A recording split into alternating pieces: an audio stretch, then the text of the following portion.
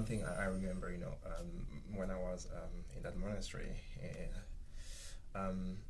so all the purpose was to stay, to live in silence, right? Your whole life was that Yeah, way, right? yeah. Was that like a journey to that? Like, that didn't come easy right away, maybe, or what was that like? For me, it was easy. Yeah, it was. I mean, appreciated the silence. I got other issues, but not for silence. For the silence. Okay, yeah. well, that's great. And with the experience, so with the times, because when you start as a postulant, you are there, but your spirit is everywhere except in that monastery. So it's a struggle to bring back your spirit, to say, I'm here, and I have to be what I want to be. My purpose here is to be a monk. So being a monk means I'm going to pray. I have to pray for the world, for my family, for my friends. I got a liturgy. I got to work outside, and in silence, right? And one good thing, I mean, this is my very personal experience, but to be able to keep my being in one thing concrete now. So no dissolutions, no. I'm here let's say to read. So I'm going to read for an hour. I'm going to commit myself to this hour for the reading of the Bible, let's say. Yeah. And in that silence, with the time, because that demands times, that feeling, I think, the first time you cannot have it because you're too, you need time. And with the time, you have that, in that silence, you have that strong perception of who really you are, and who you are. Yeah.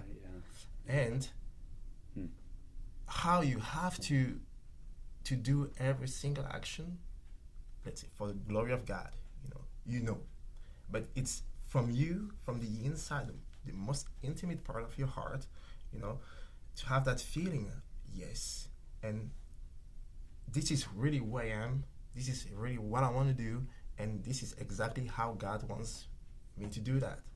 Yeah. So if I have to make a transposition, because now I'm a dad, yeah, I'm a husband, great. So it's not really the same life, but yes. The virtues and the requirements still remain the same, though. Exactly. Yeah. Even the simple fact to stay in silence, it demands the virtues, and the virtues doesn't come like that, You have to train yourself again and again and again. So for me, it's not a big deal if sometimes I can be like a coward. How is it in English? I can have a big fear of something, and I run away from. Even Peter is, Oh yeah, definitely, right. Very famously. But I think the most interesting thing was that the capacity to know that I'm able to. Yeah. So that means, do you want to? Do you want to be a good Christian? Do you want to really give your life to Jesus? Do you want to start that path with that upside down sometimes with Jesus? And during that path, you will have experience of God, good day, bad days.